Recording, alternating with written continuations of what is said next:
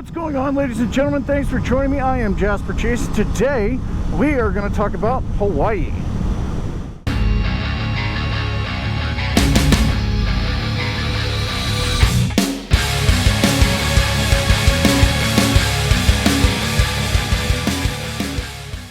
Okay, so about 10 years ago, maybe a little more than that, maybe 12 years, I was working for Starwood Vacation Ownership, and I was working my way up the corporate ladder. I ended up becoming a team lead for the Resolution Services Department, and basically I was the complaint line for a timeshare. It was a rough job. Let me tell you what, there were some crazy people out there, and I really wish that this guy would go faster. So he purchased this timeshare in the Bahamas, and the Bahamas have this, it's called Harborside. Now Harborside has this program called Adopt a Dolphin. Oh, look at the salt on the road. Crap. Wow, look at that. That is straight down. There's snow all over the place. This is kind of dangerous. Jeez. Alright, cool. So this lady calls Starwood and talks with a customer service agent and ends up forwarding the call to the Resolution Service Department, and I got her. And so she goes off to explain. She says, hey, I want to know when I'm getting my dolphin. And I'm like, excuse me? When are you getting your dolphin? I don't know. What are you talking about? And she was like, yeah, I did the Adopt a Dolphin program, and I just got my tank installed. She spent $100,000 on a freaking dolphin tank in her backyard and thought that she was going to to adopt a dolphin.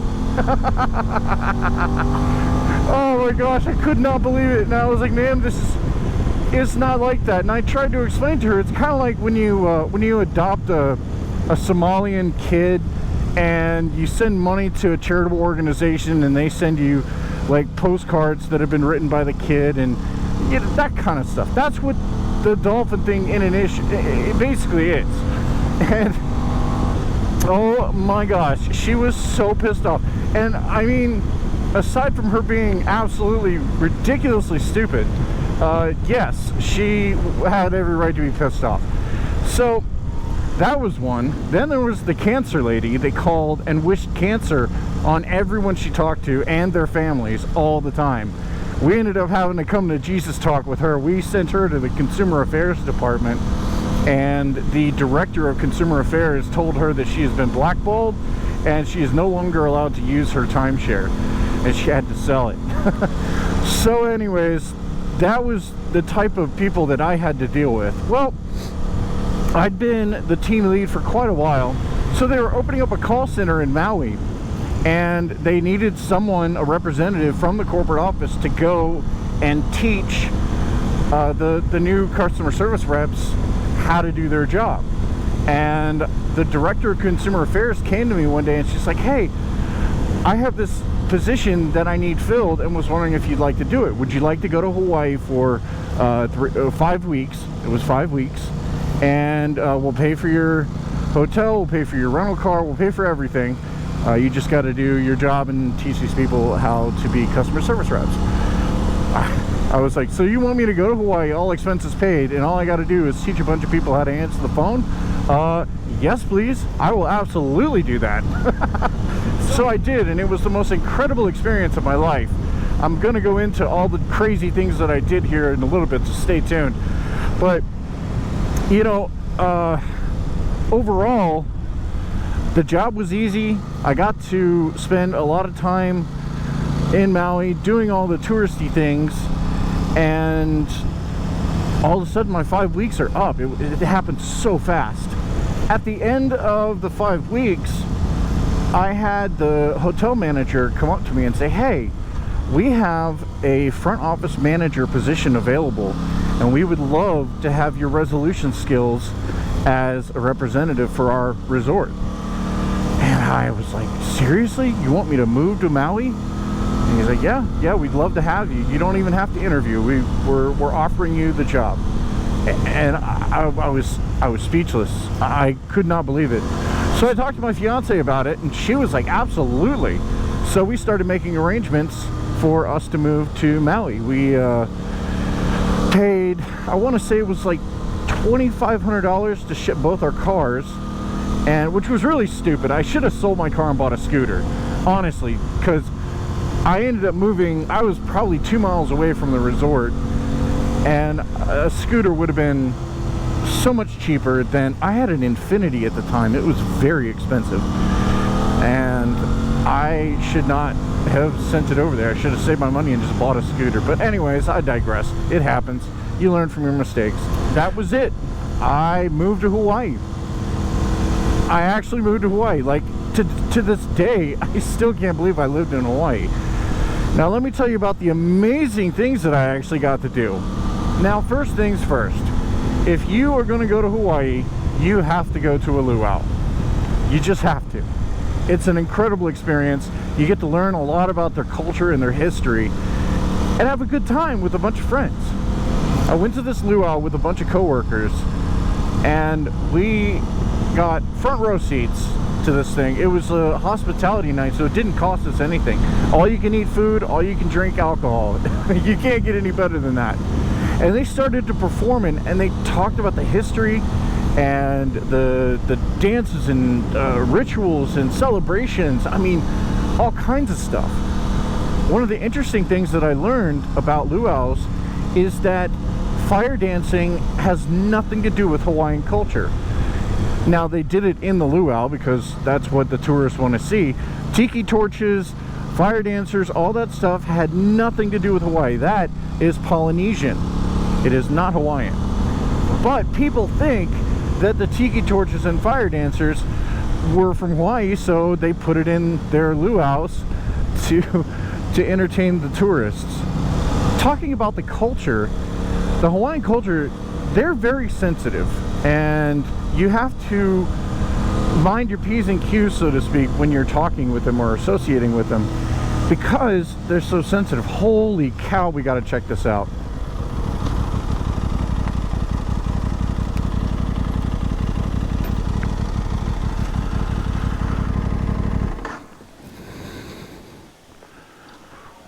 We have to check this out. Holy crap, this is cool.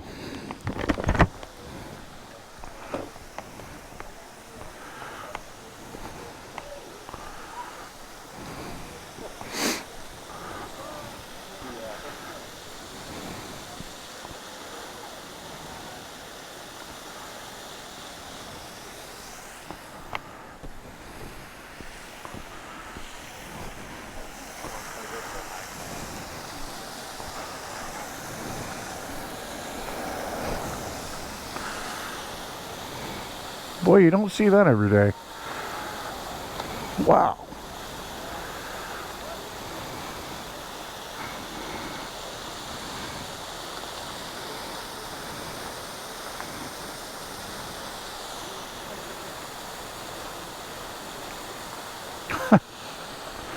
That's pretty cool. Yeah, it's gorgeous. Whoop. Last week, it was completely frozen all the way. No way. Oh, I bet that was a sight.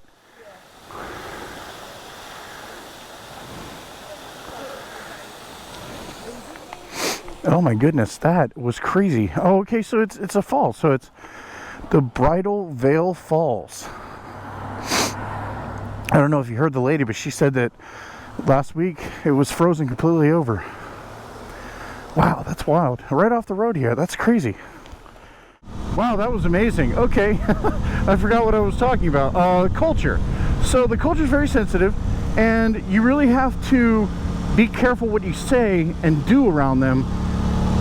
But once you get accepted into their culture, wow, they open up to you and become the most incredible people. Now that is when my adventures in Hawaii began, because I got to see the stuff tourists don't know about. You know, you've got the Nakalele blowhole, which is really cool. It basically there is a cave underneath this rock formation that you can walk out on, and when the waves come in, it crashes into this cave and shoots water out of this blowhole. Really cool. It would shoot, I think at one point it got up to like 40 feet up in the air. It was incredible. The coolest part, in my opinion, was not the blowhole, even though the blowhole was cool. No, it was the heart-shaped rock that I saw. Basically, the ocean, the waves had carved a perfect heart into the rock. It's amazing. Oh man, and this one time I had this guy Pat show me all kinds of crazy stuff. There was, at one point, we parked on the side of the road with no trail, and we just walked into the jungle. No trail. He knew about it, and we started walking. We came to this big creek, and we followed the creek up to this incredible 50-foot waterfall. And there was a rope, just a random rope tied to the top, so the rope could be dry rotted and ripped the second that you put weight on it. But I decided I'm gonna risk it, and I did, and I climbed it, and the rope held up. I climbed all the way to the top, and I took a picture of Pat from the very top of the waterfall. Now, I would have wanted to continue going up the creek to see what else was there, but he didn't want to climb the rope, so we ended up stopping. I need to slow down. I forgot I'm in downtown Highlands. Another really cool thing that I got to do was whale watching. Around, I think it's between November and February. Don't quote me on that, but I think it's between November and February. You get to watch whales. And basically there's another incredibly amazing experience that I got to have was whale watching. Now, I think it's, don't quote me on it, but I think it's from December to February when the whales come migrating through. Now, there's a few islands that go around Maui, one of which is Lanai. It's about 6.5 miles away, and the whales flow through that channel, and they have whale watching boats where you go on a tour and they take you out into the middle of the channel and you get to watch whales. It's really cool.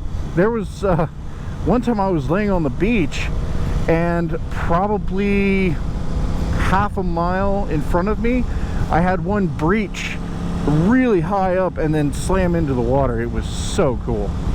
Now let's talk about scuba diving. Not scuba diving and not snorkeling, but put the two together. Scuba diving. Basically, you have a tank that sits on a raft above you, but then you've got about a 30 to 40 foot hose that ends at a respirator for your mouth, and you put on your snorkel goggles, and that's it.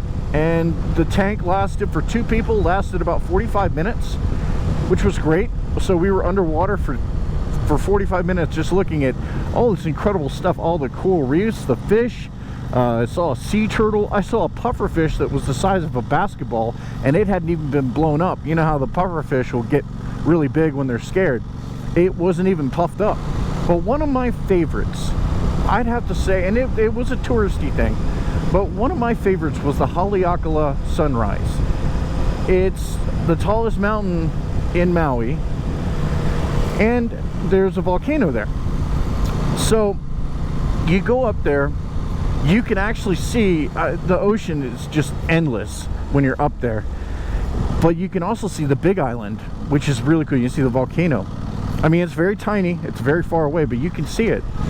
And when that sun came over the horizon, wow, what an incredible sight to see. Absolutely beautiful. Never seen anything like that before, but I got to do it, and I did it several times because it was just that amazing. Now, unfortunately, Haleakala is on the other side of the island from where I live, so it was about a 45-minute drive. And the funny thing is, I lived in Ka'anapali, and there's only one road that leads to Ka'anapali from the main city of Kahului, and that's the Hanoapi'ilani Parkway. Yeah, Hanoa Pi'ilani. Imagine having it, and I lived off that road.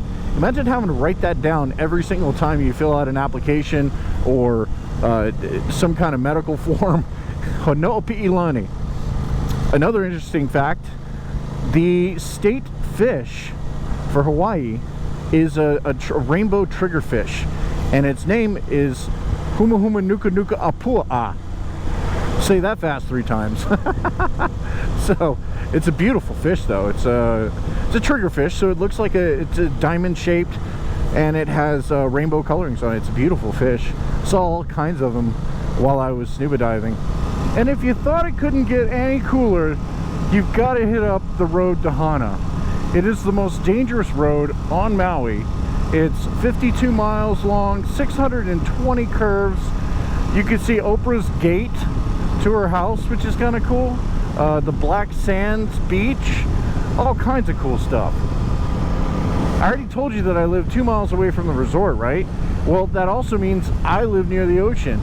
I could walk across my parking lot, grab a big ass coffee from this little coffee shop, and then walk across the street into the park, and then be knee deep in sea turtles before I even had my first sip. It was incredible. The sea turtles would come right up to you, right up to your ankles. Unfortunately for me and my fiance, we just couldn't afford it. We lived in a 400 square foot studio for $2,100 a month.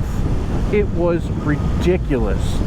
I mean, a loaf of bread there cost $5. Gas was up to $6 to $7, and that was back 12 years ago. Milk was $8 a gallon.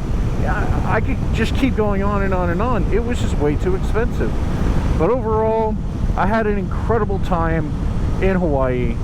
I wouldn't trade it for anything in the world. It was an amazing experience. The 11 months that I was there changed my life forever. It was great. So that's it, guys. Thank you for liking, commenting, sharing, and subscribing. You guys keep doing what you're doing. I'm out.